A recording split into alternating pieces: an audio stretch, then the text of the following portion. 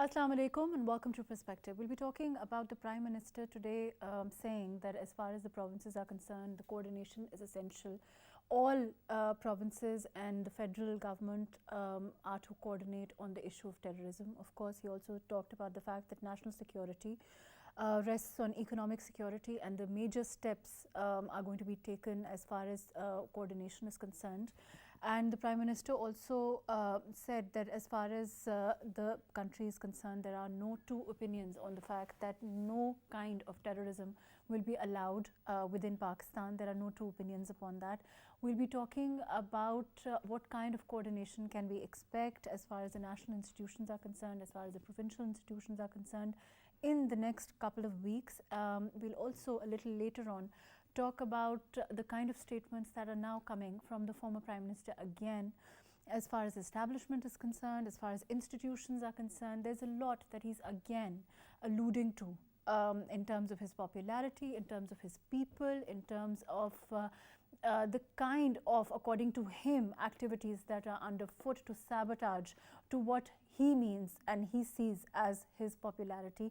Is any of that true? We'll be talking about that, all of that today on Perspective. I have with me Rana Maqbool Ahmed, who is a senator with PMLN.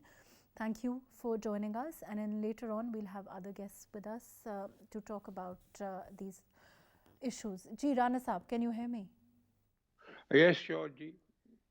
Rana Saab, I want to talk about, of course, the issue of terrorism and the fact that, of course, we've seen the Prime Minister talk about coordination, which is essential between all national institutions and the provinces on this core issue. And of course, I mean, there can't be two opinions on the issue of terrorism, regardless of whether you're in the government, whether in the opposition. How much of that do you feel is true as far as the government, opposition, the national, federal institutions, the provincial institutions all being on one page on this?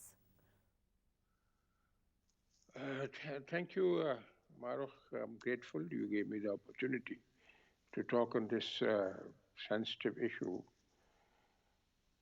I personally think it's the foremost responsibility of every individual, maybe a political person or a citizen or a man from the opposition or from the government.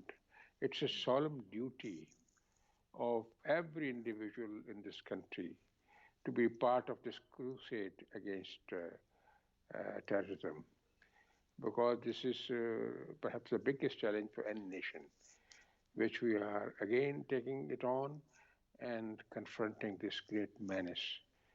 And likewise, in the past, we really trampled the terrorists and achieved spectacular results this time as well. Otherwise, MAHRUKH, there is a constitutional responsibility as well. If you go through Article 148 and 149 of the Constitution of Pakistan, it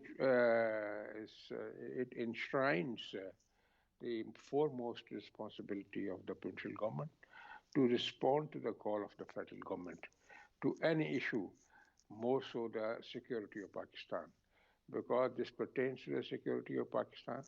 Hence, the provincial governments are duty-bound constitutionally as well to cooperate and to come forward and to share this battle against terrorism.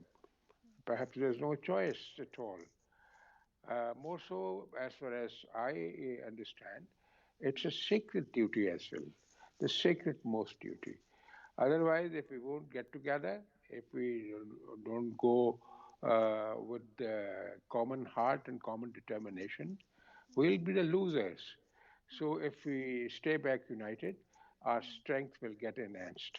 So therefore, there has to be no choice except for getting together on one platform, whole of the nation, to combat against this menace of terrorism. How united? I mean, of course, you're right. I mean, there is a constitutional duty, there's a sacred duty, and of course, our duty to the country, there's no denying about that. But in terms of the coordination, the Prime Minister spoke about increasing coordination between the provinces. and the federal government. Do you think that there has been, I mean, the kind of coordination that is needed at this time? Are you getting that kind of coordination at this time? Is there, because of course we are at this time having different governments in different provinces. There's no denying that. But overall, how is the situation with regard to coordination at this time on this very important issue? There are a few visible gaps, and which are to be bridged. There are certain irritants as well as far as the policy of different provinces and different governments and different parties are concerned. So they have to converge on one point. Especially the policy in KPK is a little different from policy in the federal government, because KPK is the worst affected province for the last many months. Perhaps more than 345 or 50 attacks have been carried out against the innocent citizens and the government officials and the security officials by the terrorists.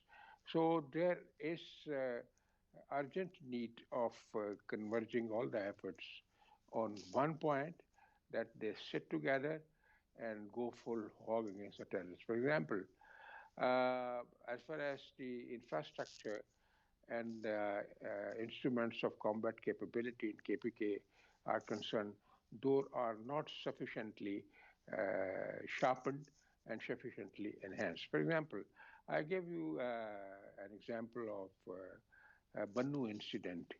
There was only one superintendent of police, and there was not sanctioned strength of the CTD, counter-terrorism officials.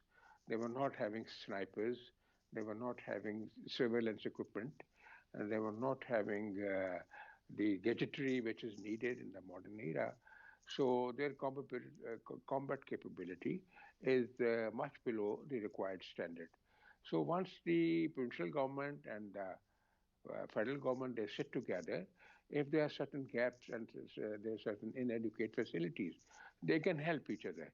So there is no choice except for getting together. So that need is really unavoidable. That is to be fulfilled as quickly as possible. So I'm also... Let me come back to you. We have with us Sangeen Khan. Can you hear me? He's a security analyst, and I would like to ask him what the overall situation is. Then I'll come back to you. Mr. Khan, can you hear me? Yes, I can hear you. Overall, we're talking about increasing coordination, which the Prime Minister spoke about, between the provinces and the federal government. Institutions, as far as such as NACTA also, among other institutions.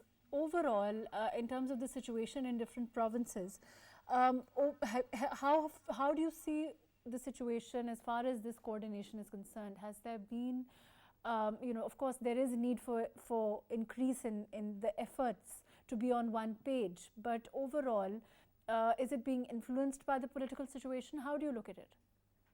First of all, thank you very much. Yes, absolutely. It is very much high time that the all provinces show, they show kind of common denominators, because its responsibility lies in all provinces, because there's a common challenge and it demands a common response. As far as your question is concerned, yes, National Counter-Terrorism NACTA was concerned, National Action Plan was concerned. The basic aim was that the provincial bodies were, established, which was supposed to work together in order to tackle the the scourge of terrorism. As far as the today's the statement was concerned, yes, the huge responsibility lies on the provincial setup as well. They need to really show seriousness as far as the terrorism is concerned, because we see, given the rise of terrorist activities, specifically in Balochistan, as far as also former FATA. So I think the huge responsibility lies on the provincial setup as well, because we have got different governments in KPK, different government in Balochistan, and here we have the coalition government in federal. So I think the provincial setup, they need to cooperate with the federal government in order to thwart and eliminate the scourge of terrorism. Is the federal government getting the kind of cooperation that is needed, in your opinion? I think they must cooperate as because recent two national security committee were concerned. It reflected seriousness that both civilian and military leadership stand on one point. And another important point, it reflects that as far as society is concerned, the society is very much clear. As far as the terrorism is concerned, they zero tolerance for the terrorists. Yes, I think the provisional setup, they should keep aside their political differences because it's a matter of national security. As we know, in KPK, the government of there is a government of PTI in Balochistan. We have the coalition setup, BAB, and other parties here. So I think they must reflect, political maturity. They put aside their political differences aside. It's a matter of national security. Because if I would like to take you back, once the APS tragedy took place, all political parties, put aside their political differences. They came, they deliberated on the topic. So I would say, and I would there was talk of an all-parties conference, but of course, we haven't seen. I mean, the statements that are coming from the opposition, primarily PTI, overall have not. I mean, they've been targeting the government in all spheres of life. I mean, if you look at in all spheres of politics, the way the former Prime Minister is talking against all parties in power at this time. Of course, the all parties conference hasn't happened yet, but what do you expect if it does happen from the opposition? It is very appreciative idea if the all-party conference AP take place because the opposition need to show political maturity because they need to understand most of the terrorist activities in the recent past happened in the in the KP government.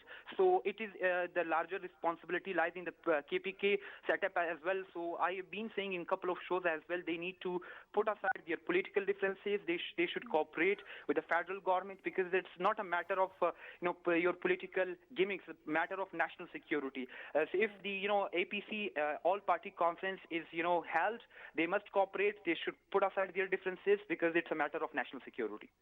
Right. Thank you for being with us, Sangeet Khan Sahab. I will go to Rana Sahab, but first we have Dr. Abid Abbasi, who's a political analyst in the studio. Thank you for joining us. Abid Sahab, we're talking about the fact that, of course, increased coordination, the Prime Minister has felt a need to ask for increased coordination on the issue of terrorism. Of course, we've seen a recent unfortunate spike in terrorism. Overall, what is the situation in your opinion? Of course, Afghanistan also, and our stance vis-a-vis the government has said that they will have talks, but of course, they want the Afghan Taliban to implement the Doha Accord. How do you see that? How do you think the things will pan out there?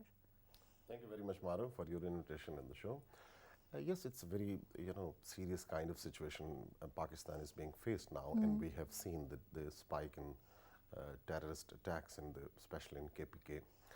But at the same time, because we know that previously the civil military leadership, they were on they were on board with the government, and they chalked out a strategy and making a national action plan to counter the terrorism from within the country, to cope up with the serious situation we have been facing for the last so many decades, that Pakistan is victim of that terrorist attacks taking place from various borders. And keeping in consideration the seriousness of the issue, the dire need of the issue, the whole leadership of the country across the board, civil military, the government and the military leadership, they were on one page, they sat together and they chalked out that strategy. But unfortunately, this time we are not witnessing that much concern, especially by the KP government and the opposition under former Prime Minister Imran Khan, because we have seen that some of the meetings took place under the chair of Prime Minister and federal government.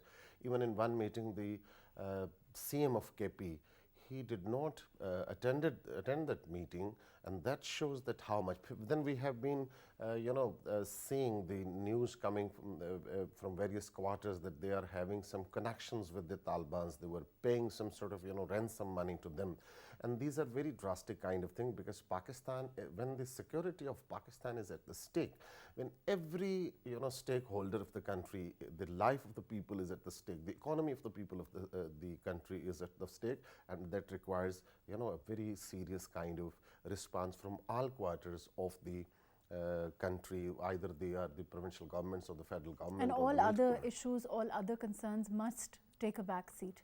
Let me come back to you. Rana Saab, can you hear me? Yes, loud and clear. Rana Saab, Rana Sanaullah, the Interior Minister, has said that if the Doha Agreement, the Doha Accord is implemented, there will be, this spate of terrorism will cease immediately. Do you think that we will get that kind of response from the Taliban? They have traditionally, proved to be difficult and not as trustworthy, of course, as we would like. Number one, we have to launch a real effective diplomatic mission for this purpose vis-a-vis the Afghan government. Primarily, it is the responsibility of the Afghan government that terrorism does not get pampered in their areas, and they are responsible to eliminate that and to control that and to manage that. So we must interact with the Afghan government immediately in a massive manner and try to persuade them, bring them around to play their role and play their responsibility. This is what perhaps Rana Saab meant. So there's no other choice, because peacemaking efforts are required from us and from the Afghan government. These have to be collaborative efforts. Now the issue about the dissidents and the people who are violating the direction of Afghan government, they are to be taken to task by the Afghan government themselves. It's not only their national duty, it's an international responsibility as well. And this is what the main part of Doha Agreement is. So he's right, we must immediately put effort, because last time the Minister of the State Foreign Affairs did go and visit Afghanistan. But we need to visit Afghanistan again, or we call them here. We have to interact and communicate with the Afghan government to address this issue immediately without further loss of time. Though 2 days before, their minister and the spokesperson announced certain action which was taken by them against the terrorists who launched attack on Chaman, and they said they have been taken to task. But that's not enough. That's good. That should be appreciated if they really done it. But this total program is to be implemented in a methodical manner and a collaborative manner, and in communication with the government of Pakistan and the formations of Pakistan vis-a-vis Afghanistan. There has to be collective and joint effort for that purpose. This is immediate answer to the question.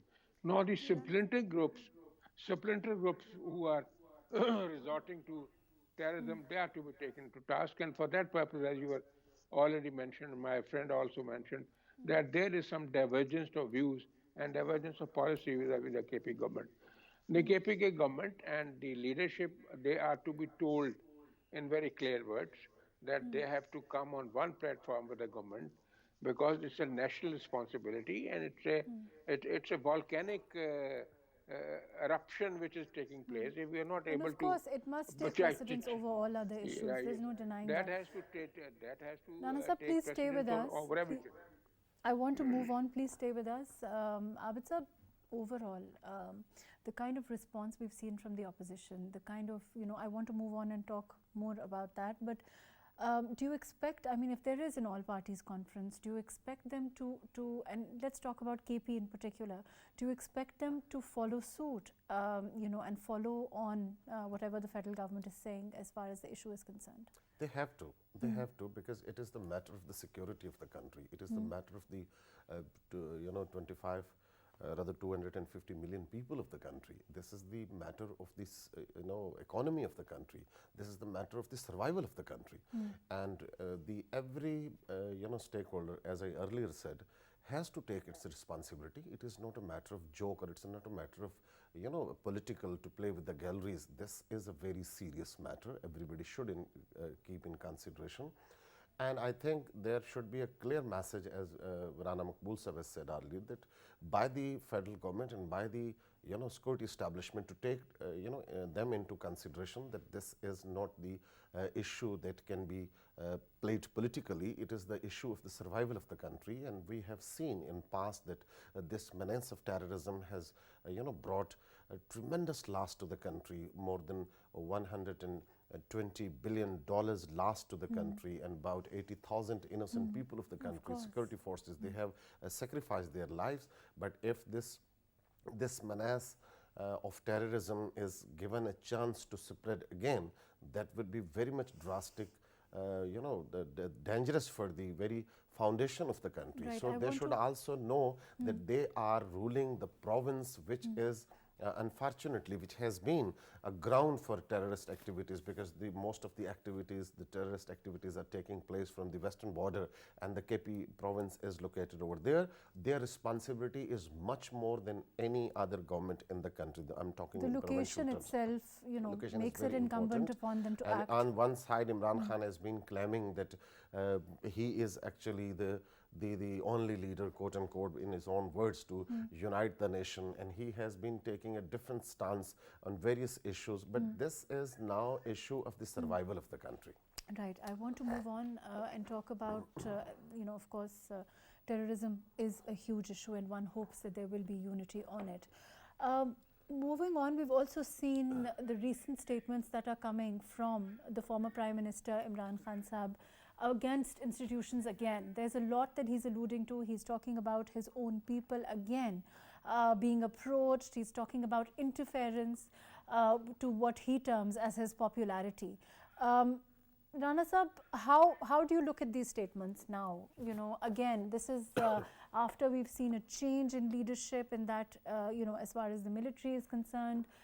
These statements have started again.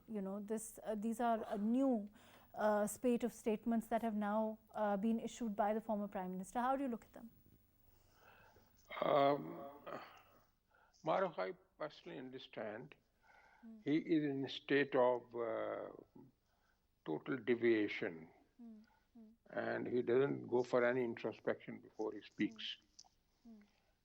He has gone totally idiosyncratic, and he has become a loose cannon. He does not understand that by criticizing the vital institutions of the country, he will harm the integrity and the peace of country. He should act in a responsible manner, and he should be there to shoulder the responsibility which is due to him for the nation, for the country, for the integrity of the country.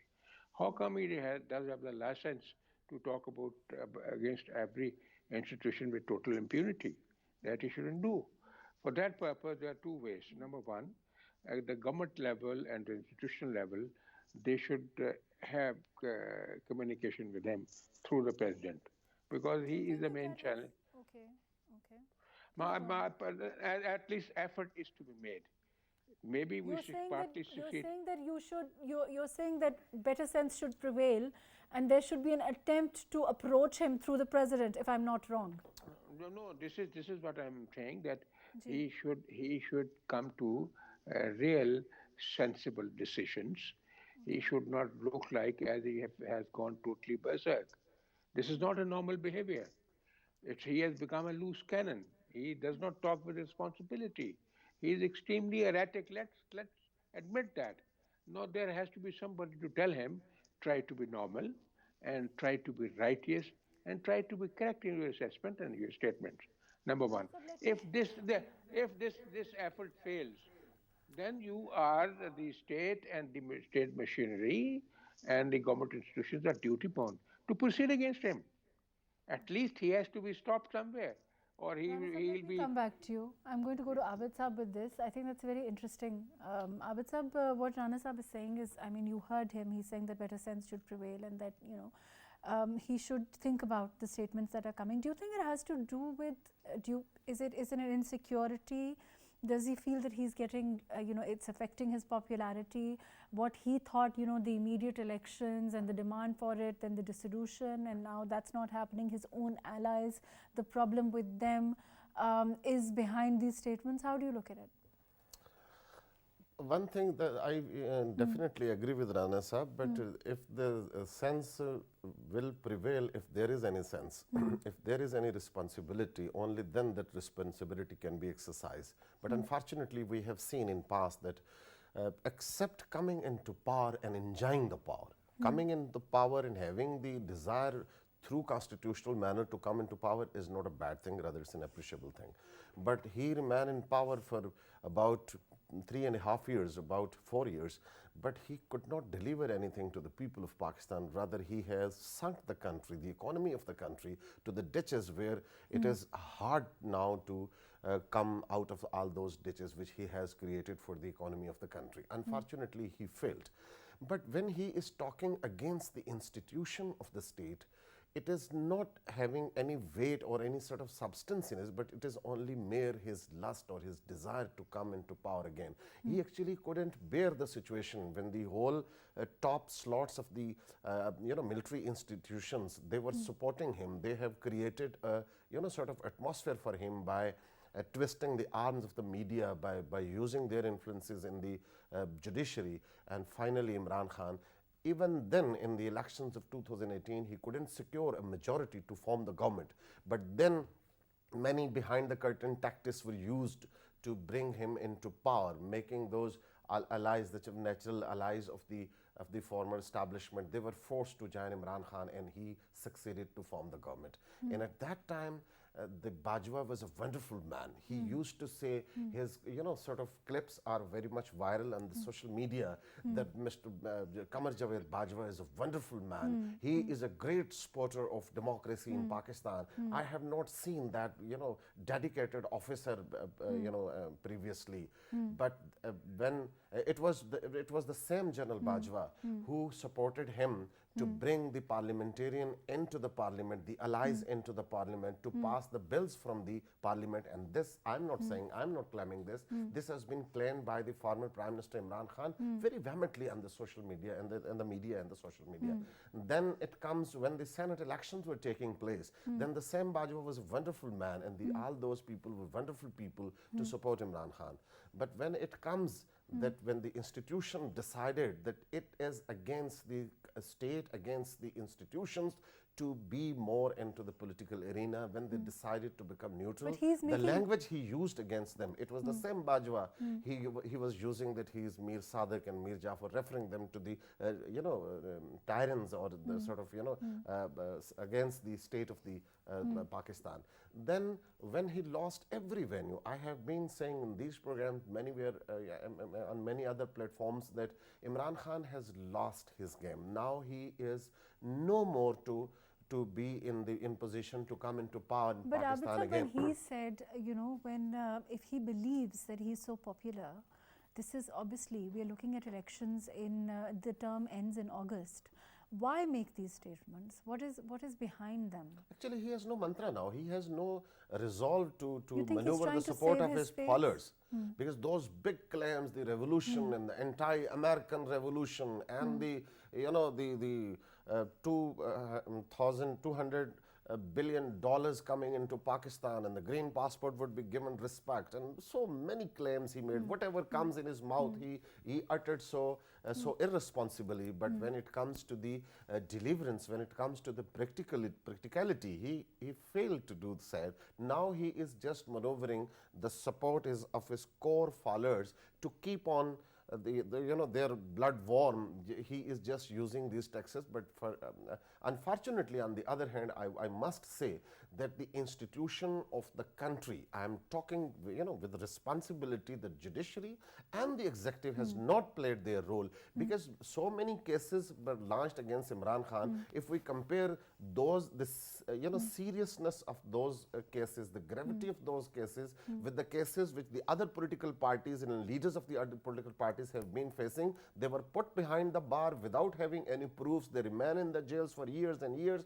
But on the other hand, even today, discriminatory, a favorable sort of treatment is being given to former Prime Minister Imran Khan. Let's go It to has Rana been Sahib. proved that he has violated the rule of the land to gather the money from various controversial sources, but proper cases were not launched again. Rana Sahib, why? Of course, what Abid Sahib is saying, he's saying that there is, your party has also, because of certainly your... They are reluctant to actually, but politically Why? they fear that they... What is the fear? Why not move against the former Prime Minister?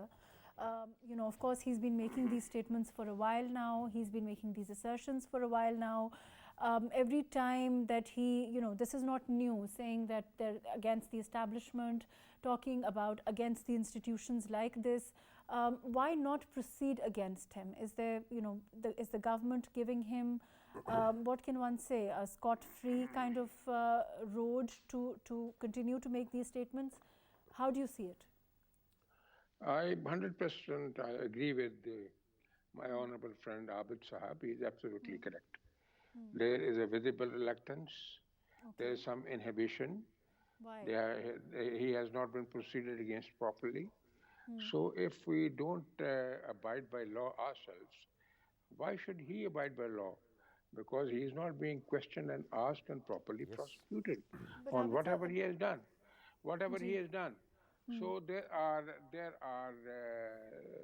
two ways in which the ruling party, they think. There is a section of the parliamentarians and the executive. They think slowly and gradually we should move against him, which I don't agree. And there is a section who don't agree. They say there should not be any hesitation in implementing law. If you don't implement law, you will spoil the future of the country furthermore. So that is required. For example, I give you the example. Once there was a move, no confidence move in the parliament, and it succeeded. Before that, once this issue was taken up by the Supreme Court, didn't Supreme Court give an observation and direct that the Deputy Speaker and the Prime Minister, they should be prosecuted under the constitutional provisions? Why this action was not taken? Had this action been taken, the things would have been much better than they are before today. So I fully agree with Mr. Abad. We must go for introspection. We must look into this issue. We can't delay this matter. This reluctance is going to backfire very severely. So, okay, on that note, let me come back to you. Abid sir, the recent statements that the former Prime Minister is making about his allies, the PMLQ, they are, what can one say, they seem to be mixed. Their relationship, of course, also seems to be mixed in the sense that, the loyalty of PMLQ, they have been, they've needed to constantly reassure him. Of course, they're a huge beneficiary of the alliance at this time. Chaudhry Parvez Ilahi enjoying the CMship of the province on 10 seats in the province is perhaps unprecedented, correct me if I'm wrong. What kind of a future do you expect now, with the vote of no confidence? Of course, they've also said that if it doesn't if it doesn't happen, they will resign. The PTI will resign. You think that they will? I don't think so. The majority of the people within the PTI, they do not in favor of resigning. As Parvez Ilahi has also quoted that 99% people from the ruling PTI, they are not in favor of the dissolving the assembly or resigning from the government. But let me say that it was a very kind of unnatural to an extent alliance when the CAF League, the Q League and the other allies of former Prime Minister Imran Khan, they were forced by some other quarters to join Imran Khan. But they were not naturally Imran Khan's allies. Now Imran Khan has lost every resolve. He has no political, sort of opportunities to go forward and to keep on his popularity, what he thinks. Now he is playing these tactics. But, previously we have been saying this, that on one hand, Imran Khan is calling for elections. As far as, I am in person is concerned, according to the constitution of the land, the tenure of the National Assembly and the Provincial Assembly is 5 years. Right. Why for one person's lust of power or the desire of the power, the whole system should be shaken, But is the it going to billions of rupees should be spent? And I was, raising this question that Imran Khan, if he wanted to do the, sort of get the election, he should resign from the governments he is, heading, but he did not. Finally, when he had nothing in his hand, but he announced that on such and such day we will dissolve the assemblies, which he couldn't do that. And still the KP assembly, there is no sort of bar for him, there is no difficulty for him. Why he is not dissolving the KP assembly? Because he wanted to remain. No, but part. Abid Sahab, if there is, they've said on Wednesday, let me go to Rana Sahab with this. Rana Sahab, they've said that if on Wednesday the vote of confidence doesn't happen and there is a reluctance from Chief Minister Punjab to go for a vote of confidence, they will move towards resignation. You think that's just hyperbole? It's not, there's nothing to it? They have already resigned from the National Assembly. No, the Provincial Assembly. What was the result? This is what I'm saying. Gee, fair There's enough. a similar situation. Now, if they think they'll resign from the Assembly, what would happen? The government will continue. If Pervez Ali is not the Chief Minister, some other Chief Minister will take over. Then the government will continue functioning. As far as the resignation is concerned, they are never serious in giving resignations. They haven't completed their process of resignation in the federal government. Article 64 of the Constitution ensures that the candidate, that the National Assembly member or the Provincial Assembly member has to appear in person before the Speaker with a handwritten resignation. Handwritten resignation. And he has to assure the Speaker that he is not under pressure. And more so if the Speaker does have a feeling or some reason to believe that this Johnny has fallen to temptation, Speaker is not duty bound to accept a resignation. This is what the Constitution says. So why do they say that collectively they will present the resignation, as Jody Fawaz said? Because even he doesn't want to resign. So this is all a situation of hunting with a hound and running with a hare. So identically, they'll have the same situation in Punjab. But what about with the PMLQ? As far as the PMLQ is concerned, the alliance is concerned, the former Prime Minister has also said that Chief Minister Punjab may have his own views regarding the establishment. But he's continuing in his own, he's saying, he's continuing to make assertions against the establishment. He's also talking about his people being approached, all of those things again. These are all wild allegations, as he does. Okay. Every time he does. He's a habit of leveling wild allegations, slandering every individual without any substantial evidence. So this is not on that he generally criticizes the establishment, despite the fact they have assured the nation they are out of every political activity. They'll not interfere. They'll not meddle in. So he's harping on the same string. He is going to land nowhere. But I can very conveniently predict that once he continues following the same exercise, he'll tumble out of politics. As my friend has said, very rightly observed, that he has difficulties in his politics, in future politics, because he does not know the alphabets of politics. It is just free for all. He always talks loose, irresponsible, without substantial evidence, and this does not behove of how do you think his followers, how do you think his voters are now taking these statements? Because they've become quite routine. So therefore they are losing, these statements are losing their impact. His endeavors have failed. The peak of his endeavor was the day when he took out the procession and they reached Rawalpindi, and they had announced that there will be millions of people and the multitudes of crowds will topsy-turvy Islamabad, and they will not let the government appoint the armed forces chiefs. This is what he was saying. It was his claim. Yes. Once he saw the crowd and mood of the crowd, then he didn't have any situation of wriggling out. He Rana only Sahib, wriggled out of his. what about the assertions he's again, he's making about Asif Ali Zardari Saab and his involvement in Punjab? I don't know. He has to give the evidence for that. He has been saying that there were people in Sindh House. He was in government. Did he catch hold of any person accepting the bribe or giving the bribe? Only just labeling allegation is not sufficient. There has to be substantial proof. Did Do he you think approach some court of law?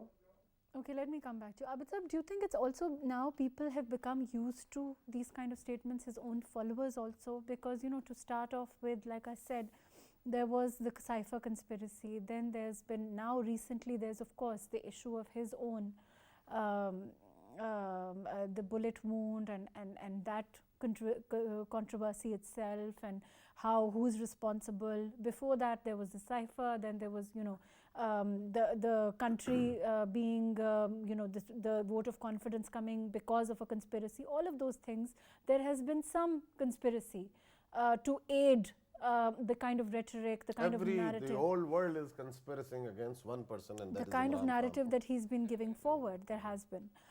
Do you think that how is his followers, how are his people who support him are being impacted now? Because it's been going on for a while now. Actually, there are some core, the die-hard supporters of him. That rather they are the followers, like a cult, or they are hero worshippers of Imran Khan while being a cricketer and whatever. But the people at the large, the people of Pakistan are being witnessing.